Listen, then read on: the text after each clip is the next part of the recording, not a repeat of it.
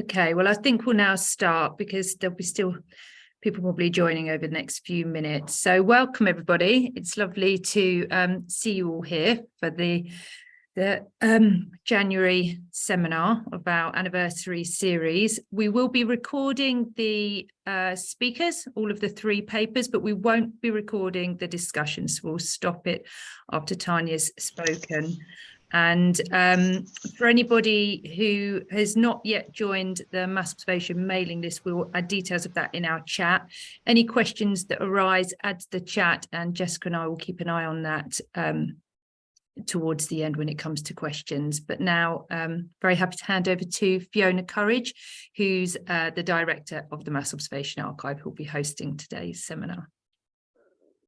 Thank you very much, Kirsty. Welcome to everybody. It's lovely to see so many of you here today, and a special welcome to our 3 speakers. I'm going to launch straight into this. What we're going to do is each speaker is going to speak for around 20 minutes. We'll have all 3 speaking, and then we will start questions and discussion. As Kirsty said, if you do have any questions whilst the talks are going on, please do feel free to add them into the chat, but we have plenty of time after the talks to be able to explore everything that comes up. So we shall start with our first speaker, and I'm very happy to introduce Dr. David Tross, who's from a lecturer at Birkbeck University. Welcome, and I will pass over to you to share your PowerPoint. Good luck. Thanks very much. There you go, it's shared. You don't need luck at all. Well done. Okay, hi everyone. And of course, I'm talking about older people's happiness and wellbeing during the first lockdown. So it seems quite appropriate that I'm back on Zoom.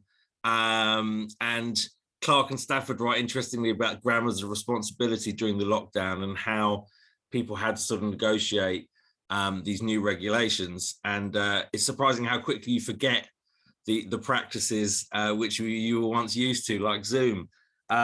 So my plan for today is to, so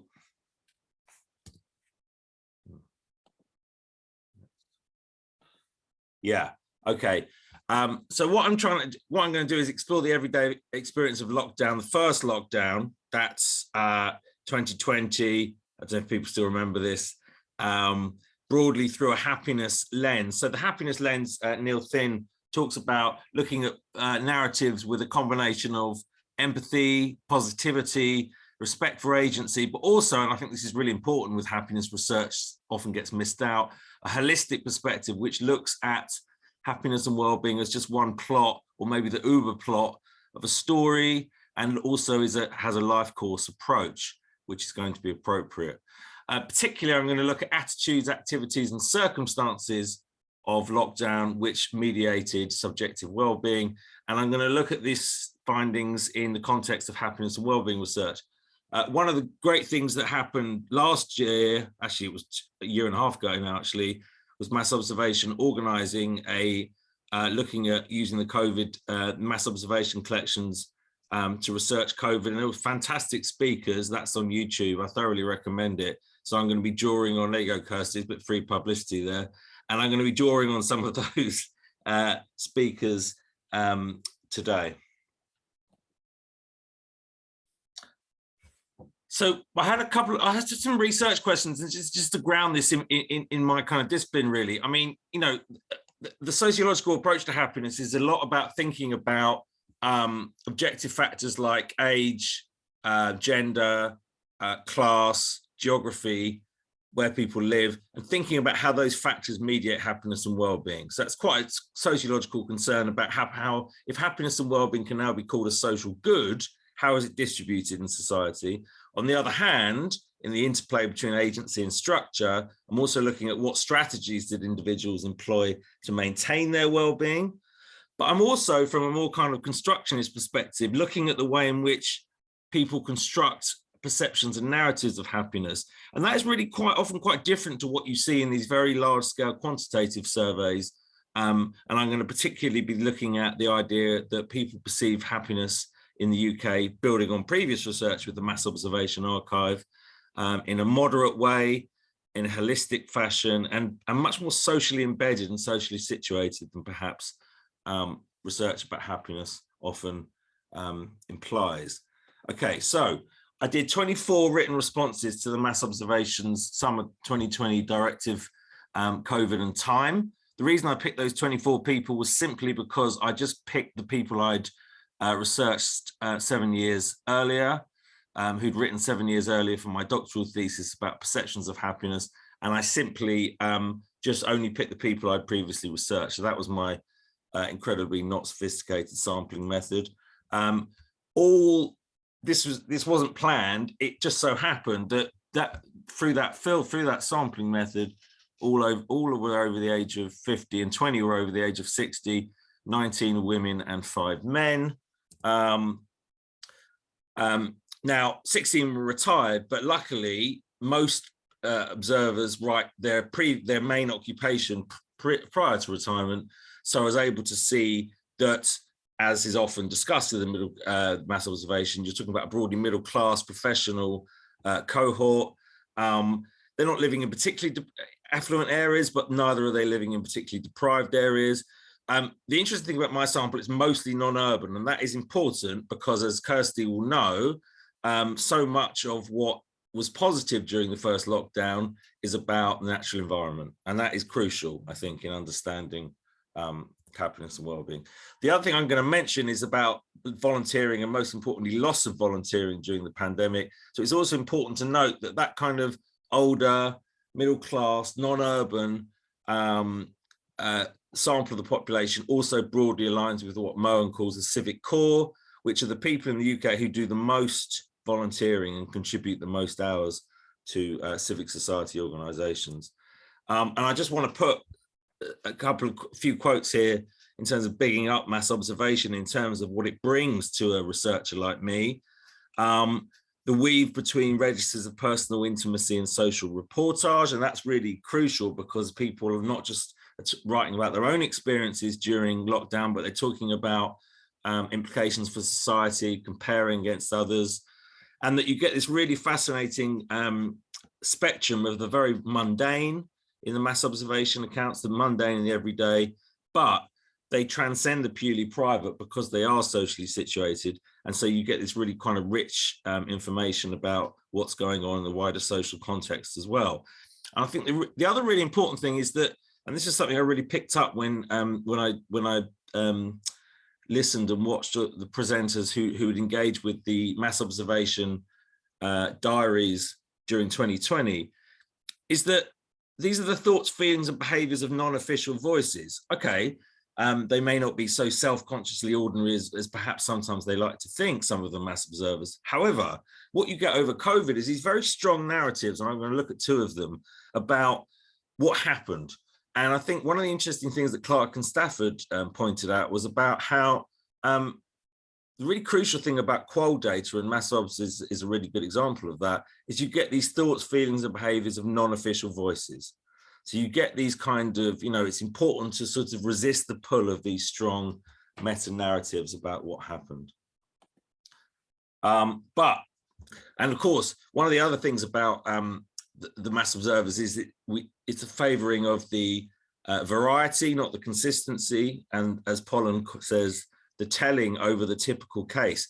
But I should, because I think it's important, all 24 people were very pro-lockdown, much more pro-lockdown than the government. In fact, that's consistent with findings. No, there's no anti-vaxxers. There's a strong commitment to science, but not government. And I think that's also crucial because in previous research, I've picked up that a lot of what makes people unhappy are these kind of political factors. I'm not going to have time to go into that today, but I think it's one of the really interesting things I picked up in my first research. Okay, so just to take you back then, in terms of the timeline of 2020, the directive was sent out in August 2020, and by and large, although again, they don't always say exactly when they write, but sometimes they do, and other times you can work it out.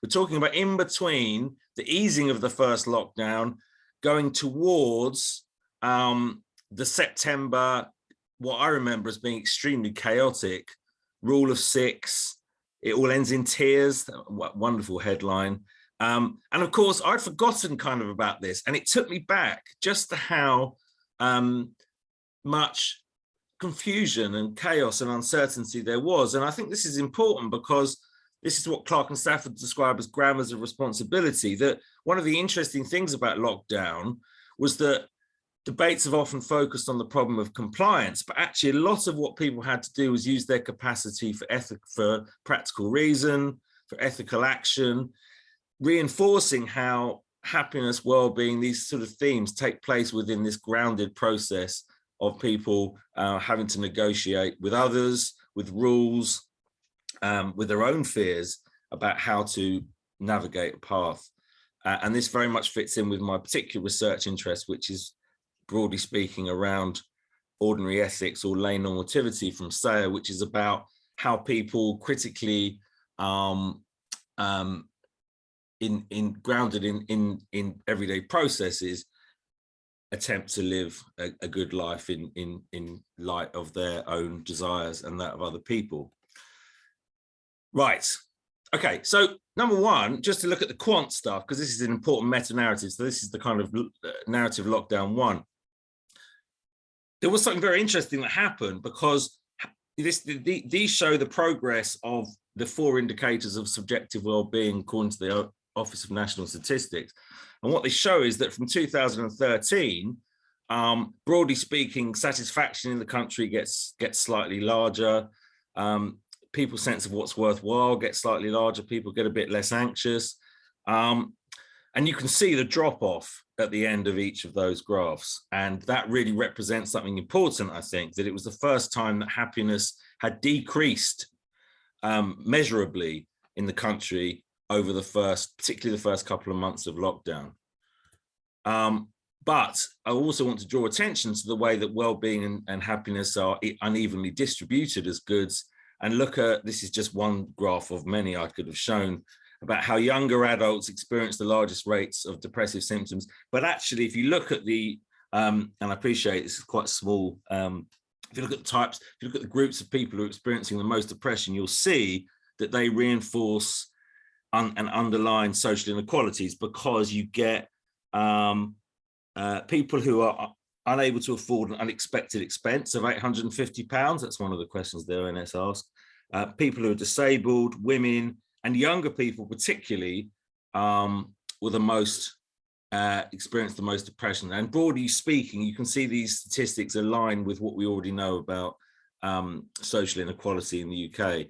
So we had this sense, we knew in the sense that in terms of people dying, in terms of people being hospitalized, it was disproportionately affecting marginalized groups, disabled, unemployed, individuals living in deprived areas. So that was the kind of, that's a kind of quite important sociological narrative about distribution of happiness.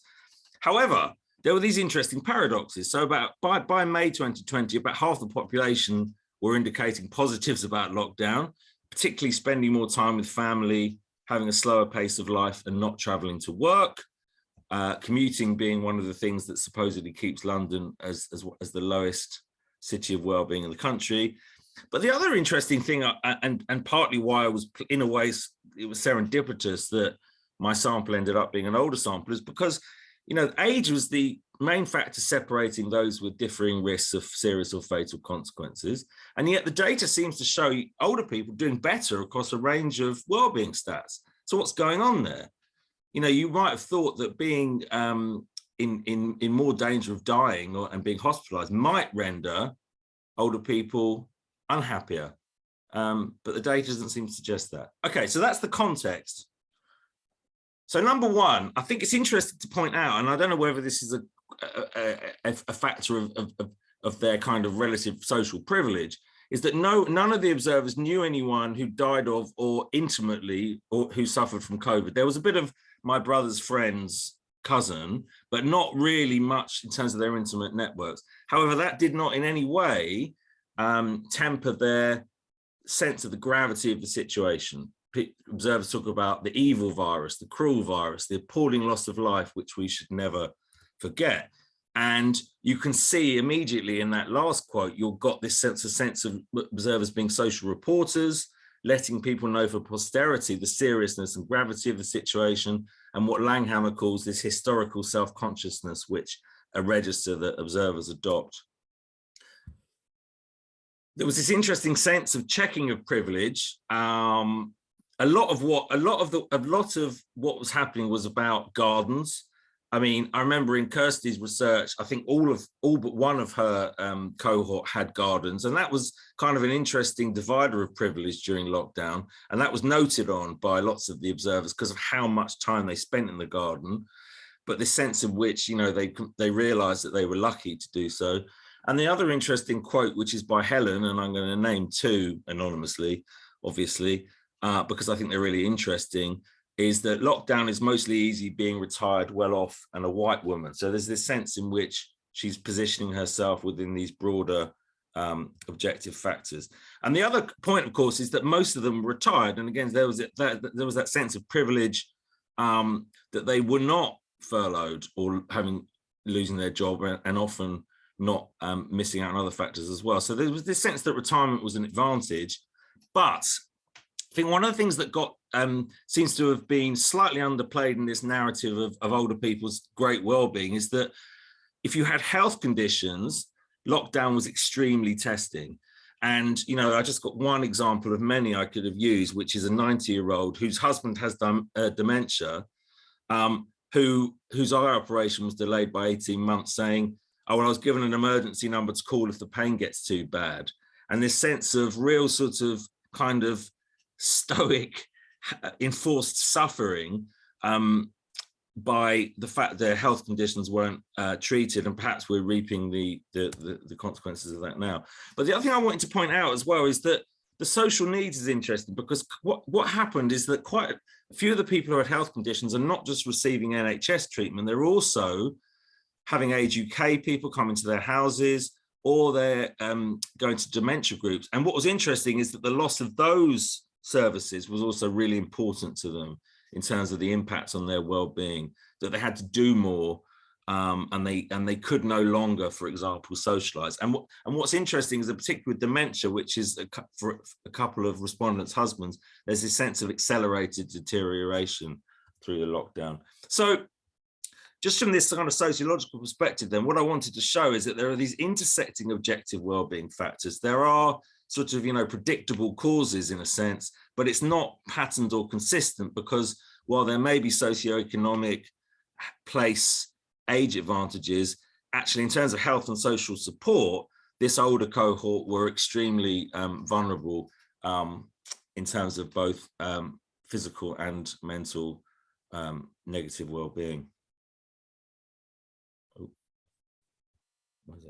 Oh, yeah, okay. So, okay, the second one I want to talk about is this idea about what does this say about what perceptions of happiness are like. So one of the really important things I think about qualitative research is that it really challenges this narrative about that happiness research as a sort of quantitative product, which is that people are, broadly speaking, utilitarians who maximize pleasure and try to minimize pain. It's a kind of individualistic pursuit, and it's a quest to get more happiness, essentially.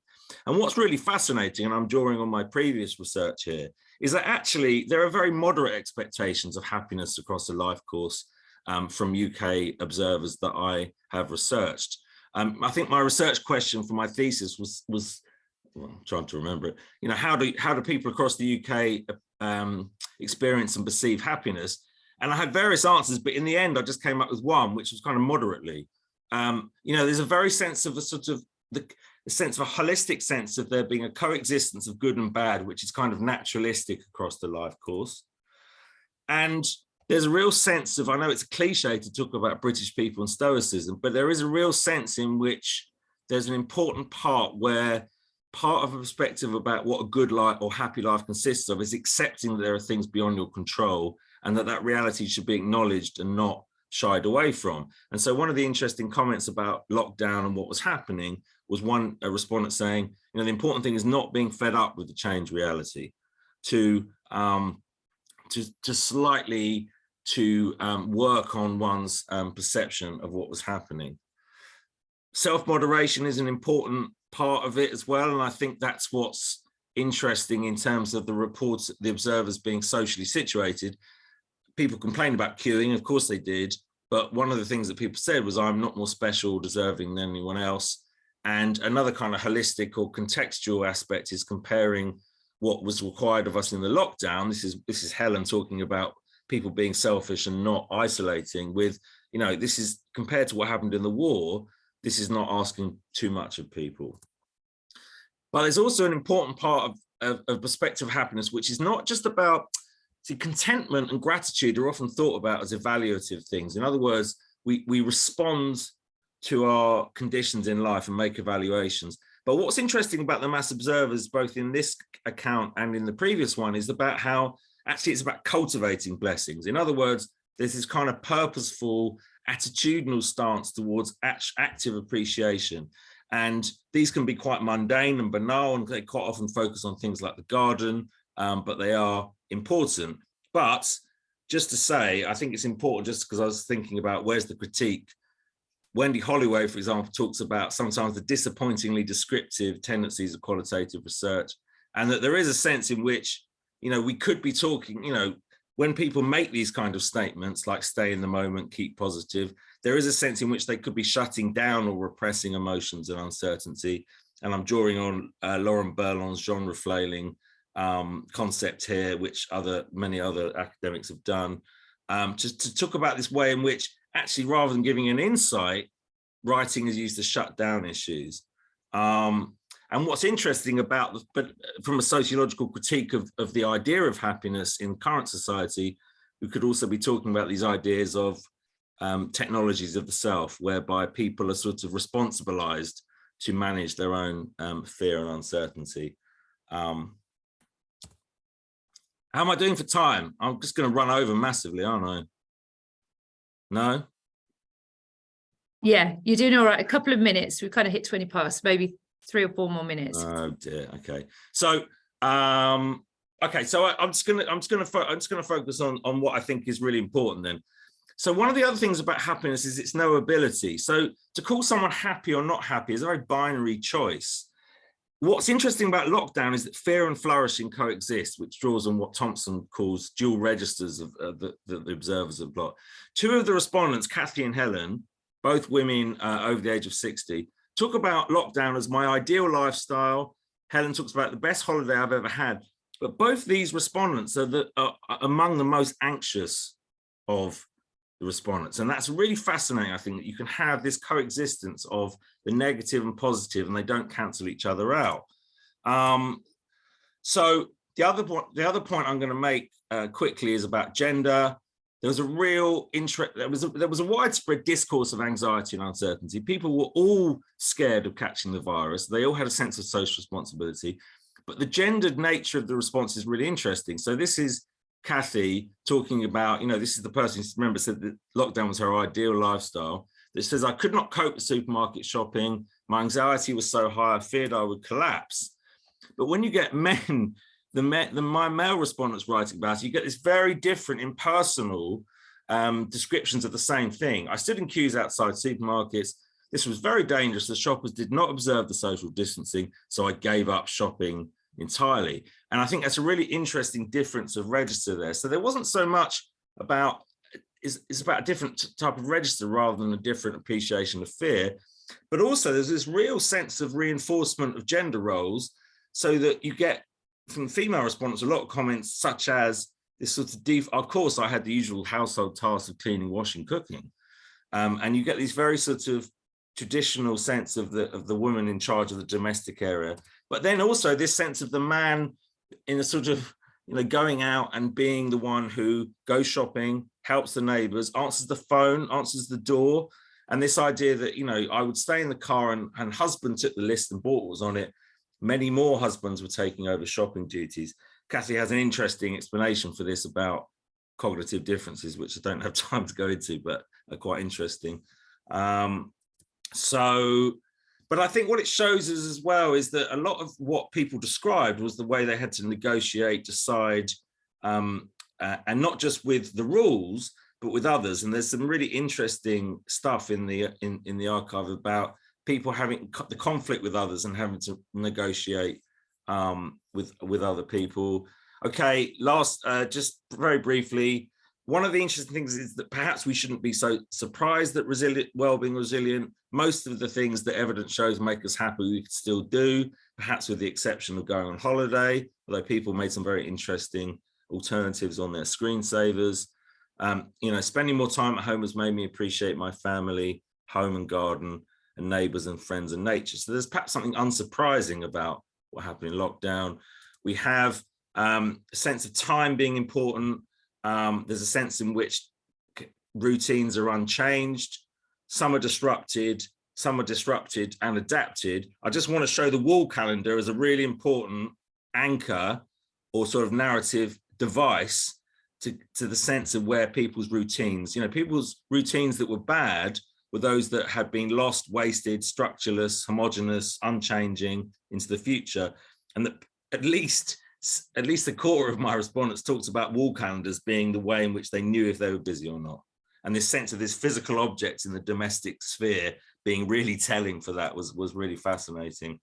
I haven't got time to look at that. Yeah, the very last one then, sorry, Kirsty, is that the other strong narrative was about this resurgence of community spirit and about how in the first months of the lockdown, there's an incredible sense of volunteering, togetherness, and this can be measured in lots of different ways, from the mutual aid groups to the 3 million people participating in them, to the rise in donations, checking. But actually, and we know the link between volunteering and happiness is fairly robust, regardless of whether you're doing quant or qual research. But while there was a big rise in informal volunteering, there was a big drop in formal volunteering. And it was precisely these so-called privileged older people whose volunteering was the most likely to go. And lots of people lost their volunteering. And that was one of the things that they could not be adapted to. So that was a big factor of negative well-being. And the other thing I just wanted to say is that when people talk about a lot of the religion is an important part, volunteering in the church, the loss was not expressed in relation to the cause that they were supporting, but other dimensions, particularly social interaction and conviviality. I'll stop there, Kirsty. Is that all right? Thank you very much. There's my thoughts discussion. Thank you, David. That was absolutely fascinating. And I've certainly got loads of questions that came through from that. And just as an aside, one of the things that we comment on, particularly in the Welcome Project, is how often we are reminded of phrases and events such as, you know, the rule of 6 and bubbles and things like that, that were so common to us then, but now we're almost forgetting about them actually happening. And you know, what you're talking about shows how important it is to remember those things for the good and the bad that they brought. But plenty of time for questions and comments afterwards. So I'm going to move straight on to Dr. Jill Kirby. There's Jill. Hello, Jill, who is a senior lecturer with us here in Sussex. Over to you, Jill. Okay.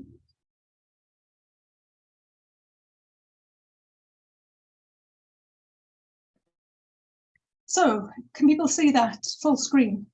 No, it's got your it's a preview version. If you're able to. Oh, it's because I've got 2 screens and it does it preview on one and not on the other. Is there a way of me stopping it from doing that? Yes. Can you see the whole thing there? No.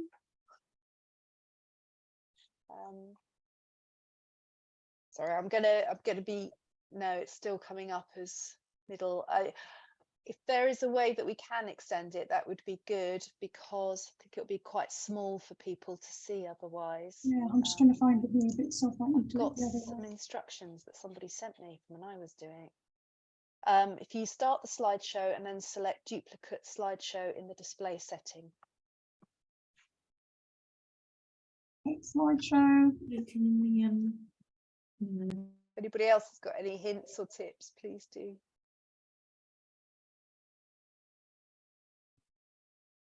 Okay, don't worry, Jill, if you are able to extend it, maximize it again, maybe we'll, yeah. I do that. Yeah, thank you. I think that's the best I'm going to. It's yeah, I've got two screens and it's doing it full on one, but not on the other, unhelpfully. So what am I going to talk about today? So my research is looking at women and menopause and well-being, actually men as well, but in late 20th century Britain. And I'm drawing on two mass observation directives, one from 1996 and one from 2009. And basically I'm looking at what those experiences of menopause were and how that interacts with the idea of well-being. So I'm looking at two questions really. What did well-being mean in relation to menopause? And on the back of that, how did women cope with menopause? And then I'm going to draw some conclusions about what that tells us about understanding menopause and women's health in general. And menopause has often been missing from discussions of women's health and well-being, largely because it's been a taboo subject and because menopausal problems have often been dismissed by both doctors and by women themselves. So a 66-year-old retired secretary from Berkshire told mass observation in 1996, I grew up in the early 40s and one did not discuss this subject or anything connected with it with anyone. Indeed, observers have been very clear about the strong injunction applied to discussing menstruation or menopause that reinforced the taboo.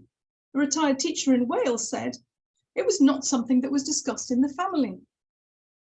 And the taboo related to the fact that menstruation was linked to sex. And a 77-year-old retired teacher from South Yorkshire noted, during the 1920s and 1930s, when I was growing up, any mention of anything to do with sex was considered dirty. And therefore, any mention of periods or any mention of menopause was strongly taboo for both men and women for most of the century, and arguably beyond into the 21st century, as some of the responses to the 2009 directive showed. But that taboo was also bolstered by negative perceptions of menopause, many of which had their roots in the attitude of the medical profession, which had influenced societal attitudes and cultural representations as far back as the 18th century, which was when doctors started getting interested in menopause. From the discovery of estrogen in the early 20th century, the medical profession positioned menopause as a deficiency disease. Indeed, Robert Wilson, an American doctor, referred to menopausal women as castrates because of their loss of estrogen in his highly publicized 1966 book, Feminine Forever. And there it is with its lovely cover. Its title alluded to his promise that if women took estrogen, they would stay youthful and thus feminine, and thus attractive is the kind of corollary. It was largely an attempt by him to promote estrogen therapy as some sort of youth elixir, but his work was later discredited, not least because it was funded by a pharmaceutical concern who, surprise, surprise, produced synthetic estrogen. But that's a whole other story, which I'm not going to go into. But importantly, Wilson's book, despite its shortcomings, was influential in the popularizing of hormone therapy, not only in the US, but across the world, but also in this very negative framing of menopause as a deficiency. So if medicine understood menopause as a deficiency, then broader understandings also represented it as absence and loss. Absence of periods might seem positive for most women, but it also meant loss of fertility. And the connections between fertility, youth, and attractiveness were, and let's face it, are, very clear in our society in terms of how women are valued. And the loss of one almost always implied the loss of the other, or others. So this made menopause something that women feared because of what it signified: loss of youth, loss of fertility, loss of value, let alone any physical or mental symptoms that it might bring. As an example, a divorced ex-shorthand typist from Workington at 43 claimed to be quite terrified by the thought of it. And what scared her was looking in the mirror and seeing a middle-aged woman past her sell-by date. And while in the rest of her writing, there's a slightly humorous tone to what she says, there's also a sadness and a clear connection in her mind between menopause and the negative aspects of female aging. We can see the fear or dread of menopause in other comments from women who were not yet menopausal, such as a 49-year-old Royal Mail manager who commented, you read and hear so many bad things, like you need HRT or get depression, put on weight, etc. And quite a few of the observers' fears were based on what they'd seen their mothers, grandmothers, or friends and relatives go through, as a 58-year-old woman explained. My mother's experience of menopause about 15 years after her hysterectomy was ugly. She was moody sometimes to the point of being hysterical, and I dreaded menopause. As a result, many women affected a kind of denial about perimenopausal changes, and that denial perpetuated the silence that was kind of underpinning the taboo. So with that kind of context in mind, I'd like to think about my first question. What did well-being mean in relation to menopause? And in some respects, actually, there's an even bigger question behind that, which is, what did well-being mean in relation to women's health more generally? We know that what counts as good health is relative to the individual, to particular societies, to particular time, etc., and geographies. Marjorie Spring Rice's work among poor working class Londoners in the 1930s proved that. She found that when asked if they were in good health, the majority of these poor working class women replied affirmatively. But when they were then asked about any particular ailments, many of them revealed quite serious chronic conditions, a lot of them gynecological, that suggested that their norm of good health was actually a state of chronic suffering. Now, clearly attitudes change over time, and attitudes to health and suffering have evolved, particularly since the creation of the NHS mid-century, in that people don't have to suffer untreated conditions as those women did. Although, to be fair, anyone waiting for treatment for things like endometriosis in the current ideologically driven NHS crisis might disagree with me. However, something that I think has been consistent and underpins such experiences is the unspoken expectation, one that women often unconsciously accept, that they must be stoic about problems, pain, or suffering relating to menstruation and gynecological issues. We know that women's medicine has often been and still is under-researched and underfunded, and menopause and its effects have been particularly ignored, while women's attempts to take an active part in their own healthcare were and are often dismissed by doctors. And that's certainly true of many of the mass observers' accounts that I've looked at. All of which creates a little bit of a problem for my research. When women say that they were untroubled at menopause, or lucky, such as a retired social work manager from Devon, who said, I was lucky to have few side effects to the cessation of menstruation, that doesn't necessarily mean that they didn't have side effects. One man confidently told MO that my wife had no problems, but then went on to say that his wife had just told him, prompted by him writing in response to the directive, some 30 years after the event, that the heart arrhythmia that she'd suffered from at the time had been attributed to menopause by her doctors. She just hadn't told him. In many cases, it seems that women who claim to have had no problems did actually have sometimes quite debilitating symptoms, but such was their conditioning to be stoic, such was the power of the taboo, and such was the paucity of available help, they simply accepted those problems and did the best they could. A 60-year-old housewife described her menopause as quite straightforward, but then added, I did and still do have times of depression and hot sweats, sleeplessness, etc., which is all rather unpleasant. And I think if she's writing that at 60, we can make the assumption, based on the fact that the average age of menopause in Britain is 50, that she's been having this for 10 years. And those are quite debilitating effects. So there are contradictions even within individual women's accounts as to whether their menopause was kind of okay or not okay. And of course, some women did go through menopause with absolutely no problems and no effects. But I think it's worth noting that what might appear to be a kind of sudden and significant increase in the last few years that's prompted, you know, the Davina documentaries and the flurry of books and publications about menopause doesn't represent an increase in women struggling with perimenopause. It simply reflects a social context in which that expectation of stoicism is much less acceptable to women. And the breaking down of the taboo is enabling women to speak out, but also to realise that they're not alone and can act to improve their well-being if it's being affected by menopause. Despite the dismissal of their symptoms by some women, Others used the opportunity of the mass observation directives to record what they'd experienced or what they'd seen others go through, the majority of which paints a picture of considerable negative impacts on well-being. For example, a writer from Surrey described the effects of menopause on a colleague who she was working with at a Citizens Advice Bureau. This woman was married to a high-flying professional soldier and had experienced a complete but temporary personality change. She lost confidence and became unable to meet people and socialise at parties. She was fortunate that her GP found her weeping in the kitchen in the middle of a dinner party in her home and put her on HRT, and all was well. Elsewhere, a retired aero-engineering inspector who had her menopause in the 1970s said, "In some ways, I would say that the menopause is one of the most embarrassing, debilitating, irritating, and soul-destroying times of a woman's life. Not only are you supposed to carry on as usual in both family and your career outside of the home, you're trying to get used to this strange change that's taking place within you without anyone noticing. It was the sudden overwhelming hot flushes that enveloped your whole body, and your face was as red as a beetroot. And it usually happened at the most inopportune times, such as when interviewing someone or talking to your boss, especially males. They were the times that I felt most uncomfortable." And I think it's notable that she points out that she was trying to get through menopause without anyone noticing.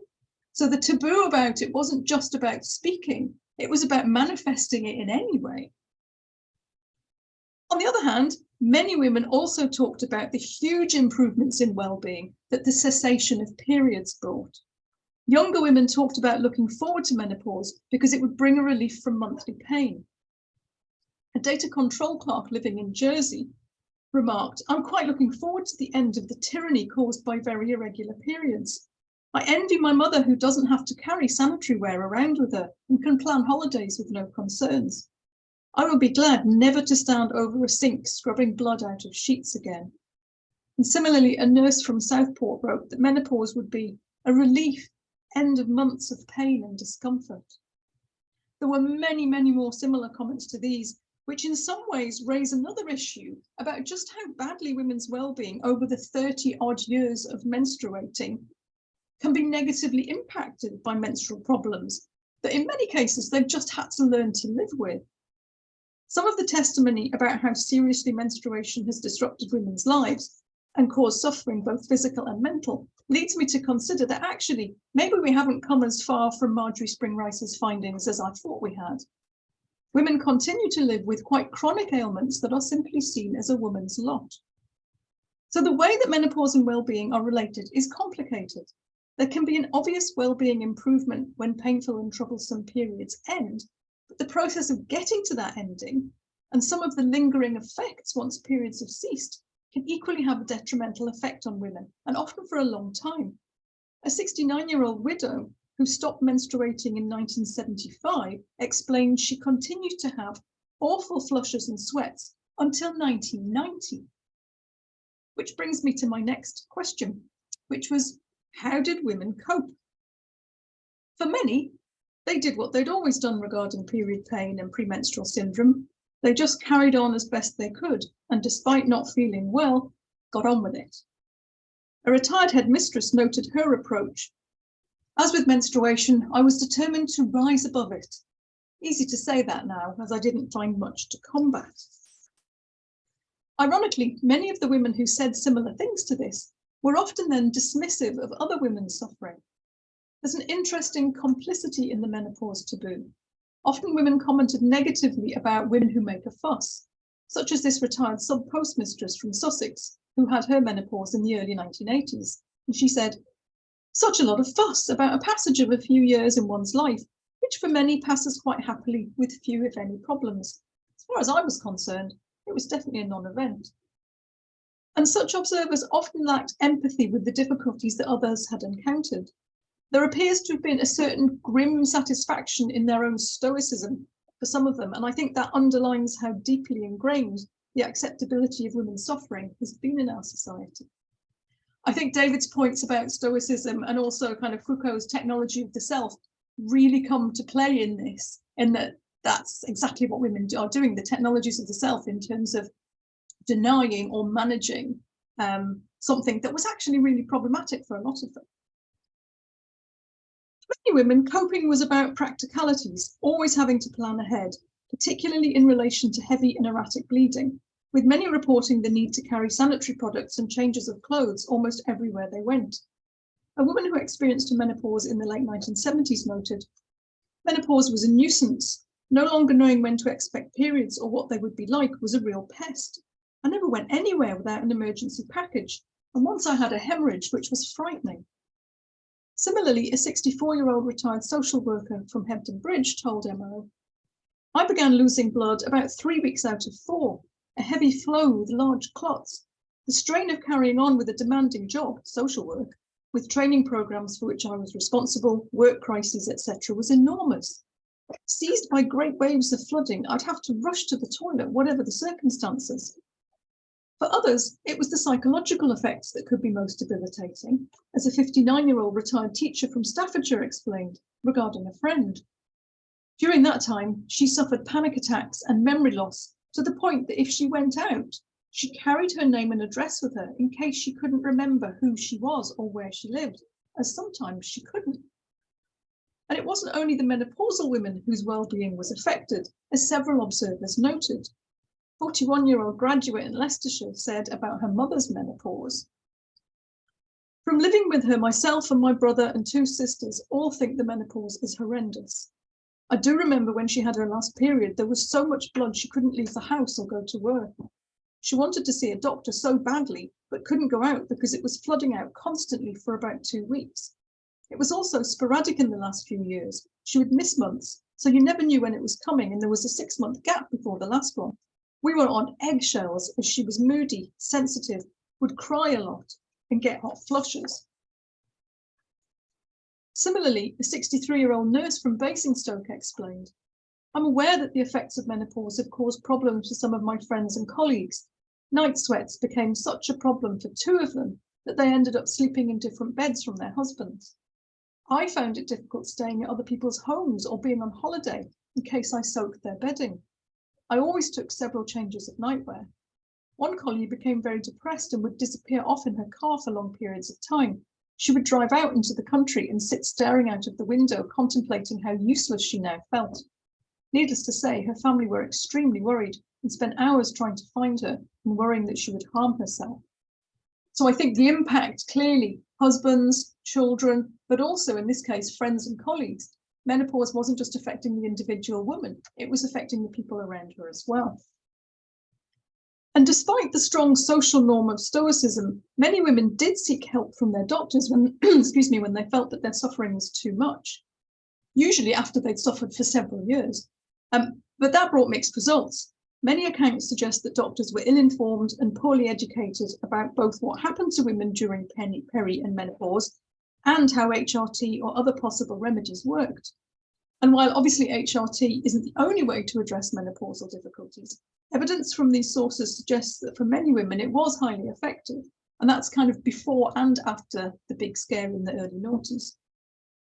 Other testimony highlighted women's efforts to cope by seeking out information from magazines and books, or taking up exercise and changing their diet, or using herbal remedies.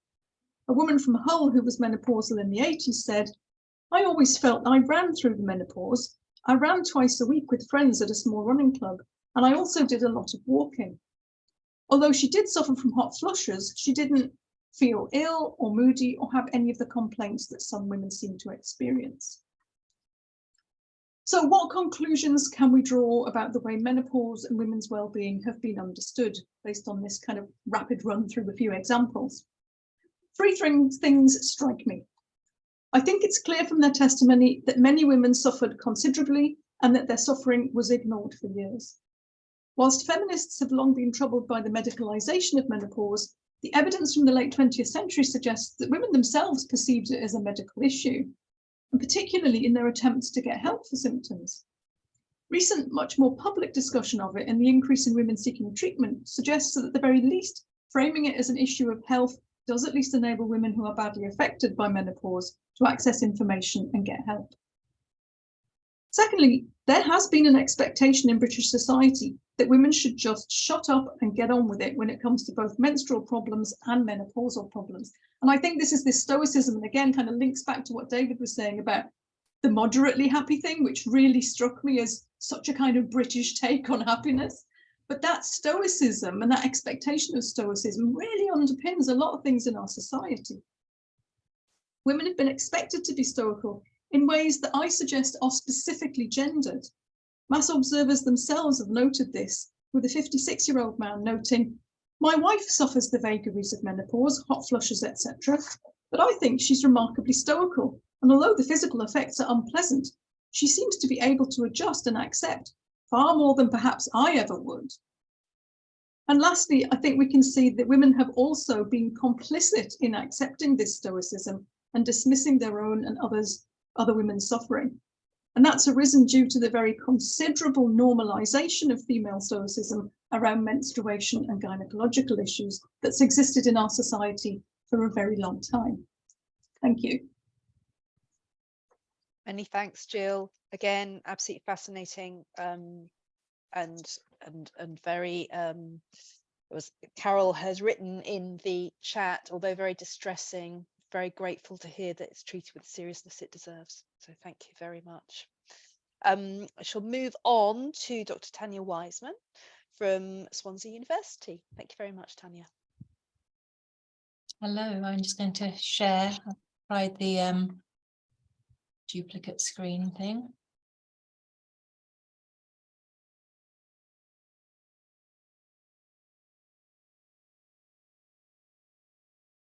How's that? Is that nice and clear for everyone?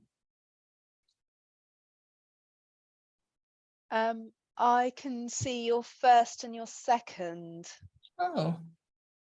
Is that what others can see as well? Can you see it, Kirsty? So you can see my share view. Okay, yeah. I'm going to do that then, because that was very smart. Jill did earlier. I'll just go with that. Thank you very much.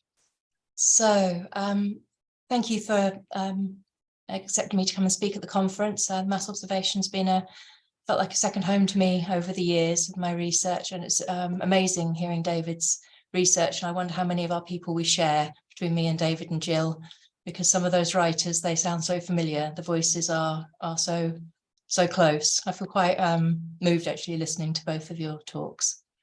So I'm going to talk about sustainable later leisure lifestyles, and really about this idea of active and passive leisure that's so dominant now in discourses about later life.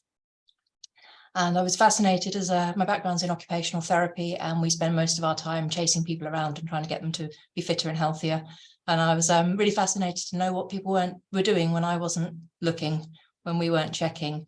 And so much of the research we do asks people who are already engaged and halfway there. So I wanted to really talk to I call them the silent majority, and the mass observation certainly told me what I wanted to know about. So I'll go into a bit more detail with that. So the context for me was this idea that people are surviving into later life in greater numbers than ever before, and many of those people are healthy, but despite that, theory and research often considers later life to be problematic. And I was interested to develop a new perspective on later life, one that created a new conceptualization of later lifestyles that embraces more plural understandings of active aging.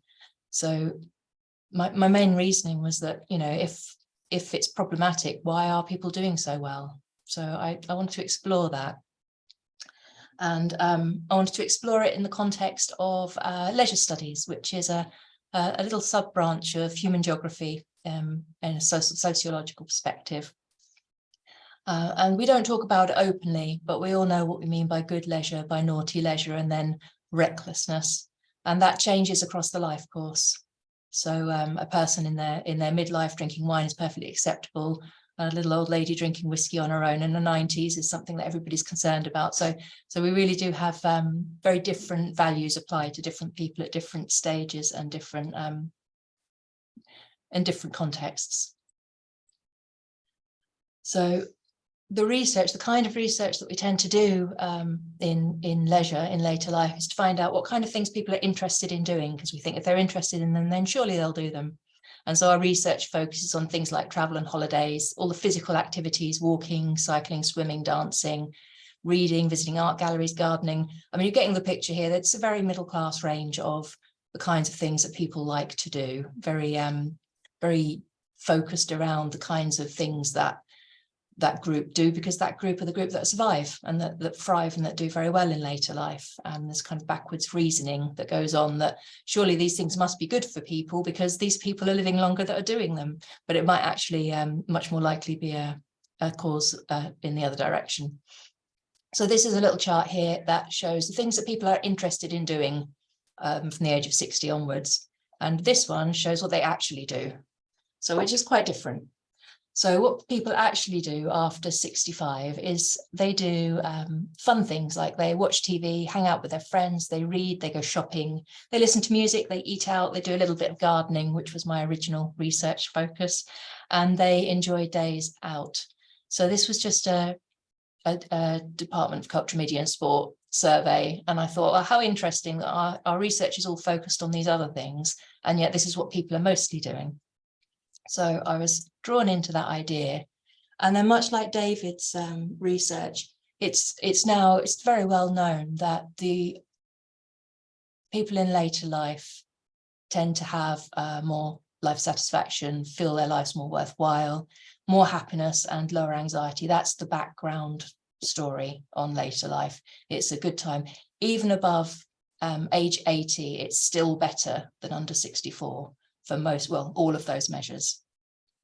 So that again is really fascinating. So who are all these poor old people that we're supposed to be chasing around to get to do things?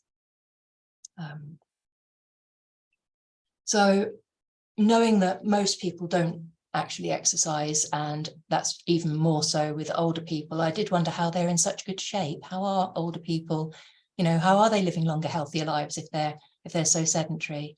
And as I studied and as I understood it, the long arm sociocultural and other inherited characteristics has a really big part to play in it. In addition to that, there's a filtered demographic. So obviously through the century, we've had vaccination, good sanitation and relative prosperity. And that means that the people that are left are in good shape, and those that didn't do so well, they're already out of the population, they've passed on. So it seems that good luck and good geography is really helpful for being healthy and with it and learning new things well into later life. And I wasn't shocked by that. We all know that there are sociocultural determinants for health, but it was really stark and really blatant, and it really challenged my public health perspective in therapy. So this idea of later life as a concept became quite confused and contentious, and the idea that, you know, reaching it's largely dependent on luck and geography was quite disempowering in some ways. And looking at leisure itself, it became very complex. It won't surprise you to know this became my PhD project. So everyone gets very confused at the beginning of their PhD project. And leisure is extremely complex and very well written about, but subjective intentionality is a really core concept. This idea of it's leisure if I feel it's leisure. And the importance of its embeddedness as part of life in the round is really important as well. That leisure isn't leisure in an abstract way. It's leisure because it's part of you and your history and who you are and what you do and who you do things with. And also dealing with the cultural context of active aging, because it's really deeply imbued with narratives relating to vice and virtue in health and illness. And that's something that we all work with and live with all of the time. Our own, we don't talk much about luck and chance in health. We talk an awful lot about how irresponsible everybody is, and that's not very helpful or supportive. And it's for me, it felt like the modern meta-narratives applied to leisure in later life suggested that if we know enough, if we just knew enough, we could secure our freedom. These two big ideas about knowledge and freedom, the idea that, you know, if we know enough about health, we can live forever and be free of illness and ill health was really strong in my understanding, that emerged from what feels like talking to the mass observers. I know you're not talking to them, but it really does feel like you are. And there's some really strong work in leisure studies that talks about valuing diversity and difference in the ageing experience, and the need to understand what aging well means to older people and to respect individual variability of older adults. And much of that research is actually done with elite athletes with people that travel the world doing marathons in their 70s and 80s, because obviously they're quite wealthy and they've had a lot of luck in their lives, and they are not very forgiving of people that don't do that. So they're not really, to ask people who are really super healthy why other people don't do things is not very helpful. So I had to find those non-sport, and the other people that I researched a lot are people that travel, people that go on fabulous cruises and have wonderful, extravagant holidays in later life. They're very fascinating to researchers in leisure. But sports people and travel people are in a minority, a really small minority. And I wanted to talk to people that don't only practice leisure in all its diverse forms, but actually recorded their understanding of it. I wanted to take out that implication of vice and virtue and the problem of defining leisure and ageing in gathering some empirical accounts. And so, of course, I drew on diaries and correspondence of active agers that contribute to the Mass Observation Archive, knowing they speak truth to power, knowing that we get candid, messy accounts of lives well lived. So the wonderfully rich and insightful reports from the correspondence gave me great detail about the lives that people were living and how they felt about them. And I decided that I would create some stories from that. So I took their current and remembered stories about everyday life and I wove them together using direct quotes to create stories that illustrated everyday leisure life, that situated them firmly in the 21st century in the UK, avoiding historical or ahistorical generalizations and really curating their carefully reported everyday lives. One of the reasons I chose this period of time is that I've also lived this time. So I have experience of this time when, when David was going through his lockdown talk, I felt sick at points because I remembered those feelings of being in that situation. And when my people talked about their experiences, I looked at the Eurovision directive, for example, and I remember Computer Worst winning. And so I've lived that time too. And I think that's a really nice position to be in when you're looking at the archive. And that's maybe where the Mass Observation Project appeals to me so much. So my presentation of these little stories, these little narratives, I hope to collectively challenge the big prevailing meta-narratives about what active and passive leisure means. So I'm going to read this story to you and I hope you enjoy it. It's from Anthony, and he's a pseudonym, obviously, because we don't know their names, do we, David and Jill? We just have their letters. I fall in step behind an ample rounded bottom, a joy to behold. We take up an advantageous position and wait. Then the staggeringly loud roar of the Eurofighter splits the air. The rumbling makes me feel ecstatic, shooting vertically up into the sky with its engine afterburners glowing red. The best things in life are for free, and one of those is Eastbourne Air Show. More roaring, jets, more laughs with my son and grandson. Time to go home, setting off before the hordes. I can't abide hold-ups on the road, so boring and such a waste of time. You never know how long it will be or what's caused it. You open your window and because of the engines are still on, the exhausts stink and pollute the air. The state of the world is so awful, so many people being killed and maimed, often because of religious differences, opposition to totalitarian governments, the worst using torture on their foes. I don't think there's ever been so much dissatisfaction which results in misery for so many. Huge refugee camps, malnutrition, violence serving no purpose, so many distraught mothers. But not for me today. A day with the people I love in the sun, good food and great entertainment. We're home in no time. It's a lovely country drive.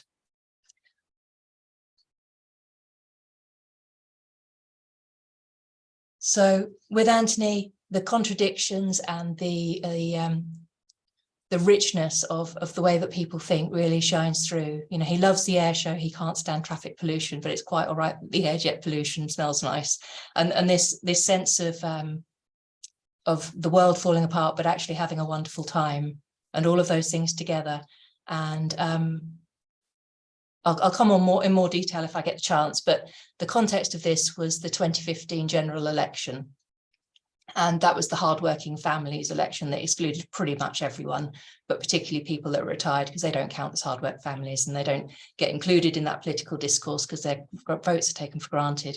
And there was a lot of splitting, a lot of dividing going on and people being told about old people hoarding houses. and the idea that older people didn't care. They didn't care about the environment or what's going on in the world. They just cared about themselves and their big houses was really strong in the media. And on reading his experience and his thoughts, his stream of consciousness, you really get a sense of how deeply connected he is and how much he cares about absolutely everything. And I thought that was really important to bring into the conversation. So Rosalind says, I went to the coffee morning, which is my only chance to have a conversation with someone other than my husband. But the election wasn't mentioned a great deal because there'd been 3 deaths in the village in the preceding couple of days. And obviously this was of more pertinent news to most people.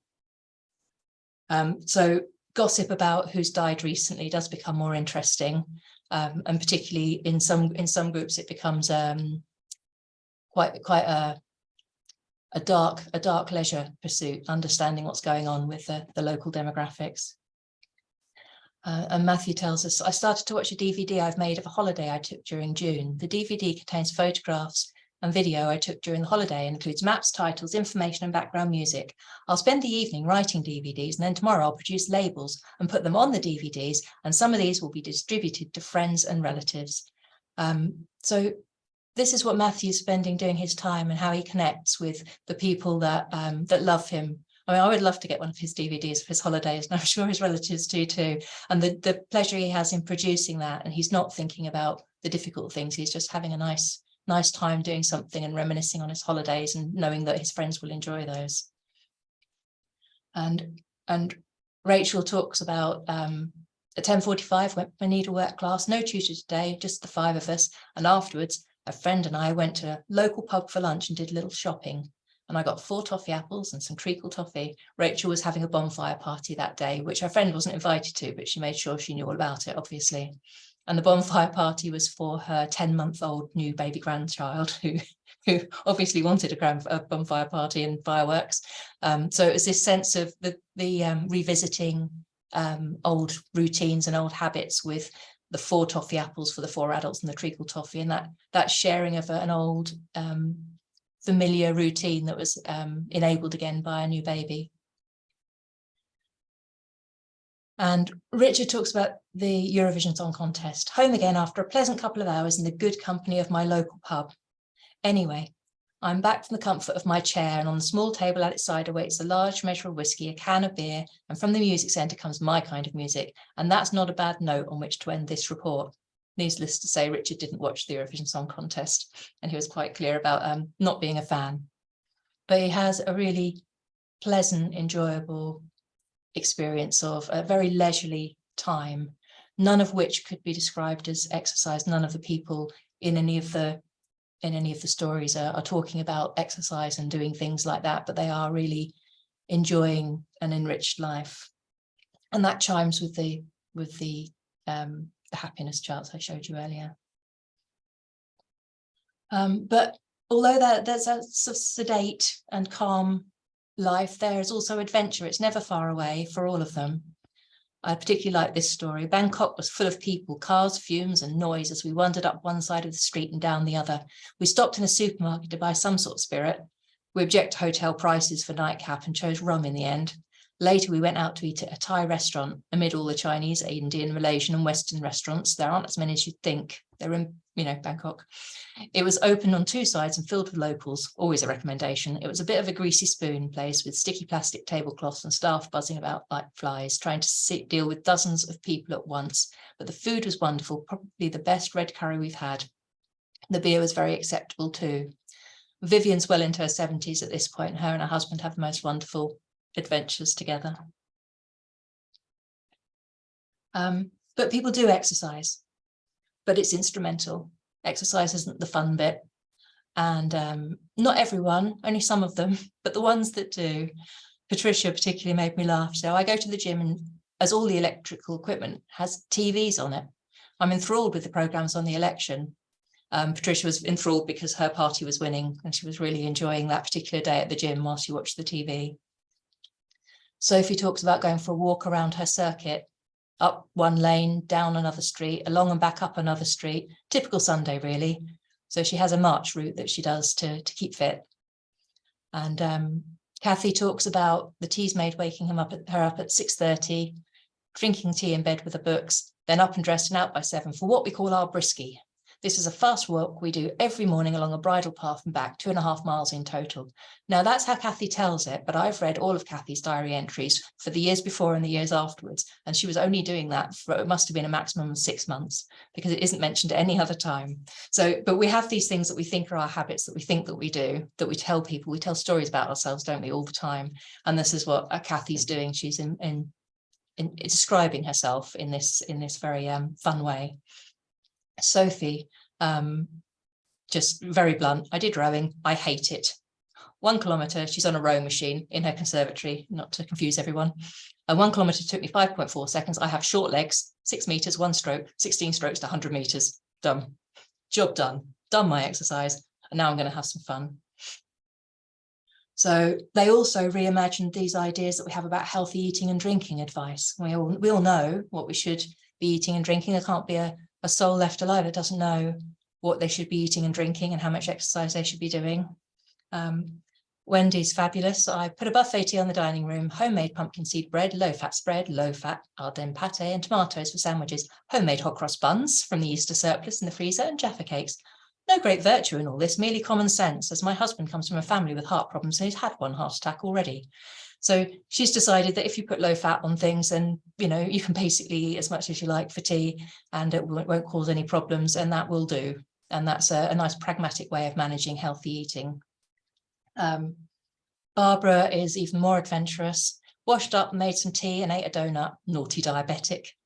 Cooked bacon and egg, fried bread and tomato, washed up, made some tea, phoned my doctor's surgery, read the blood tests I'd had recently. I was informed the doctor would call me tomorrow with the results. Watched a bit of the theatrical Judge Rinder, then switched off, looked in Balance, my diabetic magazine, and then did the crossword. So Barbara is indeed a very naughty diabetic, shouldn't be eating any of those things, let alone all of them together and on the same day.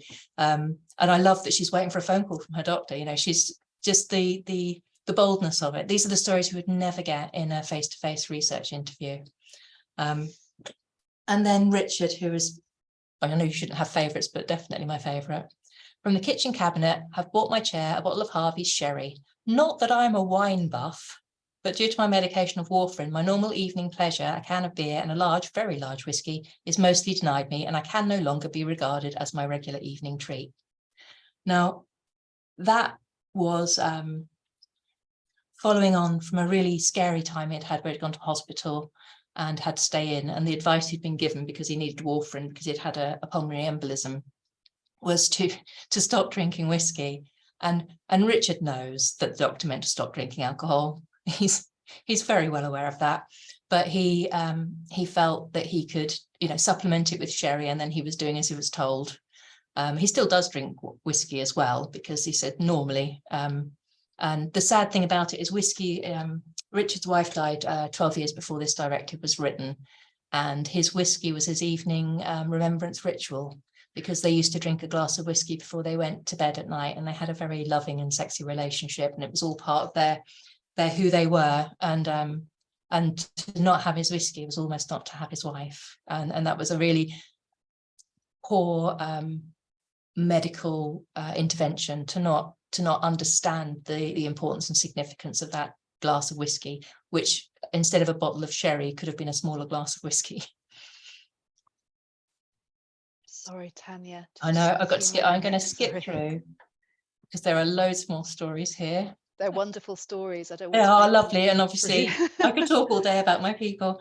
So I guess I just need to summarize, and that obviously active lifestyles are good for people, and smoking and drinking and having unprotected sex with random strangers are bad for health, and you get diseases and things, and obesity is a danger to health, and people do fall over if they go outside and they travel, and they do get into danger, you know, and they do get vulnerable to abuse. But, you know, leisure itself, it's not activity. Leisure it's adventure and relaxation, and it facilitates connections with other people, and it really does play an essential part in a long and happy life. And when we're researching leisure, to remember that all research has an agenda, and the individual and society, they really do not have the same needs, and in many areas the needs are opposing. What an individual needs and what society needs do oppose each other in many situations. And really, as a person that tells people what to do with themselves to keep well and healthy, I can say people will ignore us if we present quite a sanitized life and tell them that it's fun and healthy. It might be fun for us, but it might be purgatory for them. We could even take the fun out of things that they would ordinarily do that are healthy and turn them away from that and make them feel like a chore. So I'd say leisure is good for people, but not in the way it's mostly researched. And it takes a lot of experience to get good at negotiating the cultural pressures that come on as you grow older. And fortunately, most of the people I read about were really good at negotiating those cultures and finding their way around them. So that's me. I'll stop there. So thank you for listening. Oh, thank you so much. That was really, really interesting, Tania. And I think throughout it, what you've highlighted is one of the things I value most about mass observation is how somebody can be writing about bonfire night and actually you learn so much more about their life and who they are, and reading around it. It's just that richness, that thick description, the messiness that comes through that makes mass observation such a valuable resource. You almost make me miss doing my doctorate. Yeah, but not quite. Not quite. Fair enough. Well, thank you to all three of you. Really, really wonderful presentations there.